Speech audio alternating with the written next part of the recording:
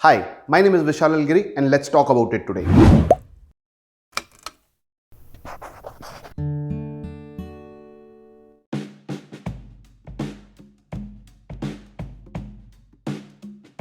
Congratulations guys, you have won the lucky draw of your life. हजारों लाखों करोड़ों permutation combinations में से आप जीत पाए, ये अपने आप में एक बहुत बड़ी अचीवमेंट है।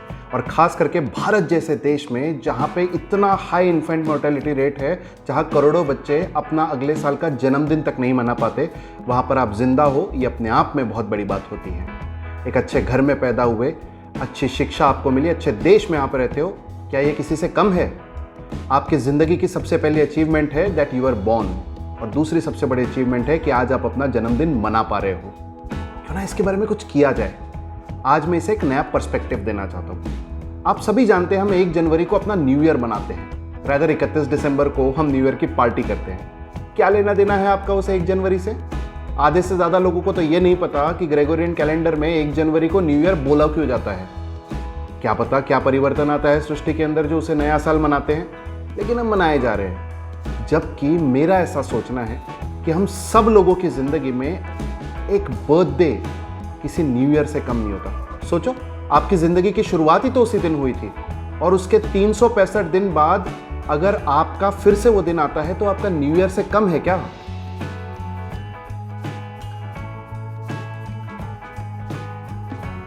Change is inevitable. As they say, change is the only thing constant in this world. परिवर्तन ही सृष्टि का नियम है।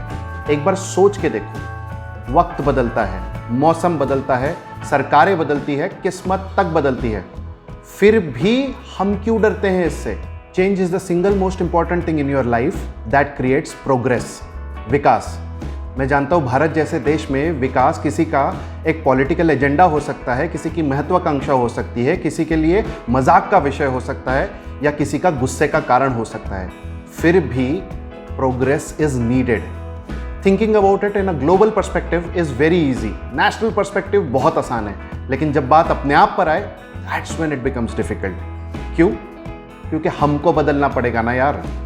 जो आज तक कर रहे हैं उसे छोड़ के कुछ नया ट्राई करना पड़ेगा। जीतने की आदत पड़ी हुई है तो हारने से डर लगता है, जो पा चुके हैं उसे खोने का डर लगता है। इन सब के बावजूद बदलाव जरूरी है। क्यों? Because it creates progress.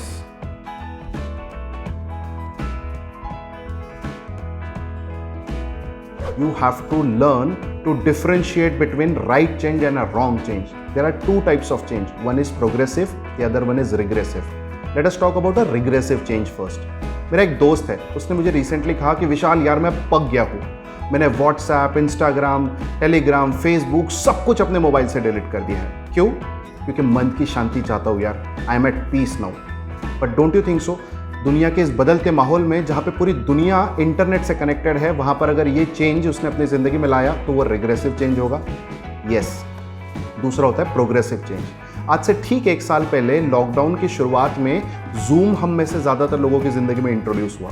बहुत सारे लोगों ने उसे नकार दिया क्योंकि वो डिफ़िकल्ट लग रहा था। कुछ लोगों ने उस अटपटी चीज़ को छोड़ दिया। कुछ लोगों ने यहाँ तक लांछन लगाया कि अरे ये चाइना का माल है, हम नहीं इस्तेमाल करेंगे। लेकिन आप सोच के देखिए, जिन्होंने उसे एक्सेप्ट किया उन्होंने पिछले 1 साल में अपने बिजनेस को कहाँ से कहाँ पहुँचा दिया। आज छोटा सा मॉन्टेसरी में पढ़ने वाला बच्चा भी अपनी पढ़ाई जूम के द्वारा करता है। बड़े से बड़ा बुजुर्ग बिजनेसमैन भी अपना बिजनेस जूम के द्वारा करता है। बड़े बड़े आईटी ग्रेजुएट्स भी अपने काम को जूम के माध्यम से करते हैं। It is called as a progressive change.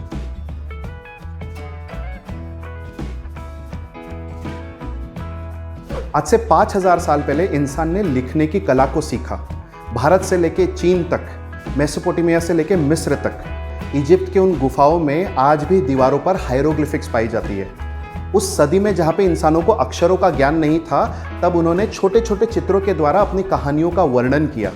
बाहर दुनिया में जो देखा उसे दीवार पर उकेर के रख दिया। वो आपको कोई कहानी नहीं सुनाना चाहते थे, लेकिन वो अपने विचारों का मंथन लिख कर करना जानते थे। ऐसे ही कई सारी किताबें दुनिया में लिखी गई। महाभारत दुनिया का सबसे बड़ा महाकाव्य है।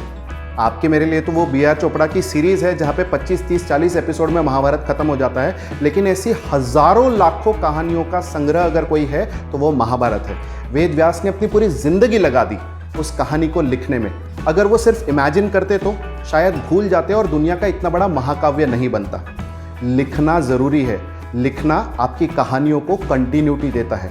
सोचो, अगर सोचना आपके विचारों को लंबा बनाता है तो लिखना उन्हीं विचारों को गहराई प्रदान करता है।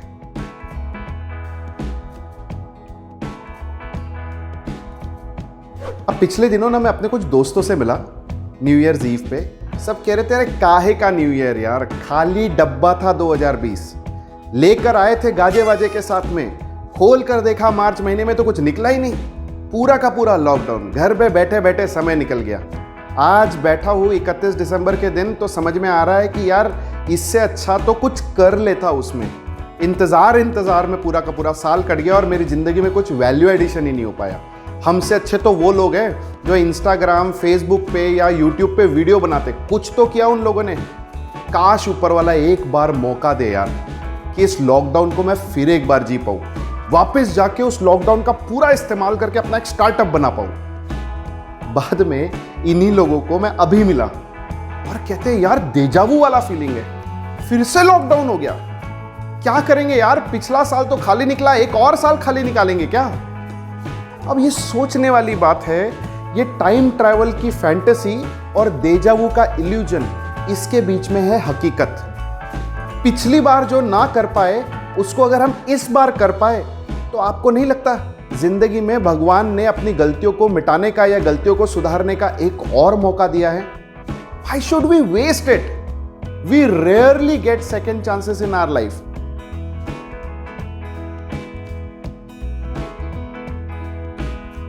ये कंफ्यूजन एक ऐसी चीज है जिसने सबका बेड़ा गर्क कर रखा है।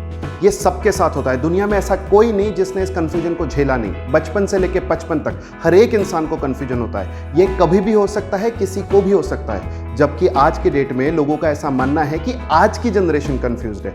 नहीं, इससे पहले की भी जनरेशन कंफ्यूज थी और उसके पहले की भी जनरेशन कंफ्यूज थी। ये जरूरी नहीं कि ये सिर्फ टीनेज में हो। ज़्यादातर ये इल्ज़ाम टीनेजर्स पे लगाया जाता है कि ये बहुत कंफ्यूज्ड है, लेकिन ज़िंदगी में हर उम्र में ये कंफ्यूजन हो सकता है। भले ही आप मैच्योर 30s 40s में एक सक्सेसफुल करियर ओन करने वाले इंसान क्यों ना हो, आपकी ज़िंदगी में भी कंफ्यूजन हो सकता है। प्रोफेशनल लाइफ में या पर्सनल लाइफ में, कहीं पर भी ये कंफ्यूजन आपकी ज़िंदगी में आपका सामना कर सकता है। Be prepared for it. Whenever you are taking a decision, a life-altering career decision, you will be confused. Whenever you are trying to find clarity in confusion, you will be more confused. घबराइए मत, ये हर एक इंसान के साथ हो सकता है। क्यों? क्योंकि हमारे पास दिमाग है, हम सोच सकते हैं, इस वजह से हम confused होते हैं।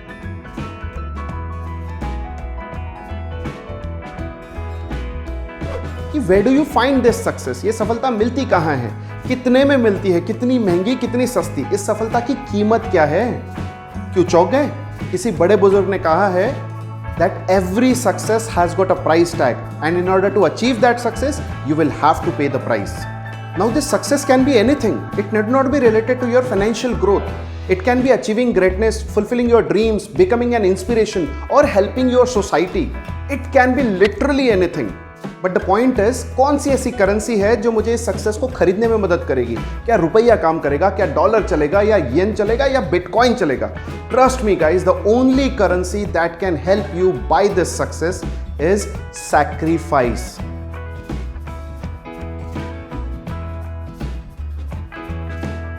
बट कुछ ऐसे दुनिया में पागल पाए जाते हैं जो सदा खुश रहते हैं, शुरुआत से लेके अंत तक माथे पे एक शिकंज नजर नहीं आती उनके।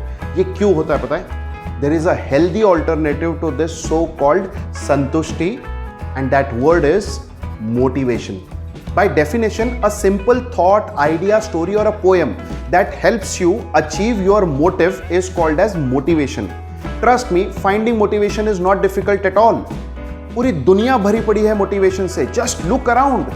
दुनिया में लिखी हुई सारी किताबों में आधे से ज्यादा बेस्ट सेलिंग किताबें मोटिवेशनल बुक्स होती हैं. Just look at our film industry. अब वो या अंग्रेजों की हो या हमारी हो, बॉलीवुड हो या हॉलीवुड हो, मोटिवेशनल मूवीज इसमें भरी पड़ी है.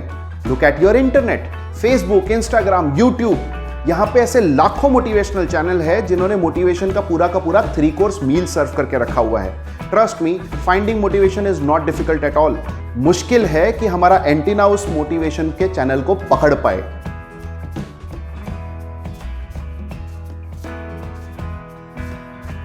हमारी जिंदगी में क्या होता है, circumstances, situation are matter of chance, but हमारा एटीट्यूड उनकी तरफ कैसा है is a matter of choice.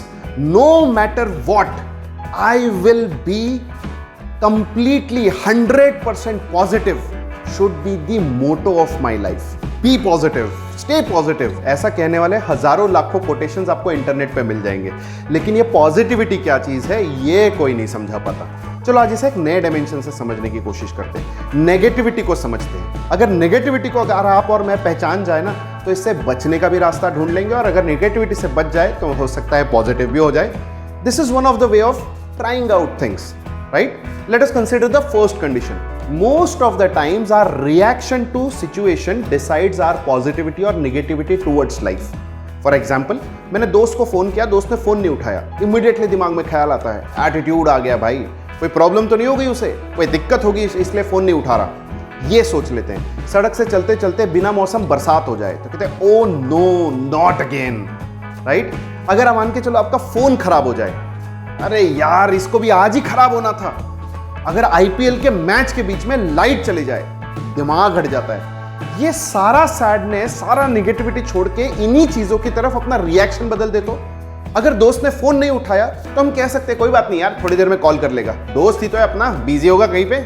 सड़क से चलते चलते बारिश हो जाए तो ओ नो कहने के बजाय ओ वाव कह के उस बारिश का लुत्फ उठाना शुरू कर दे. तो आईपीएल के बीच में लाइट चली जाए तो क्रिब करने के बजाय सही में बैट और बॉल उठा के रियल में क्रिकेट खेलना शुरू कर दिया जाए. तो अगर फोन खराब हो जाए तो उस फोन को और अपनी किस्मत को गाली देने के बजाय एक नया आईफोन लेने के बारे में सोचा जाए. तो ट्रस्ट मी यार, our situation can change everything provided we have better reaction towards it.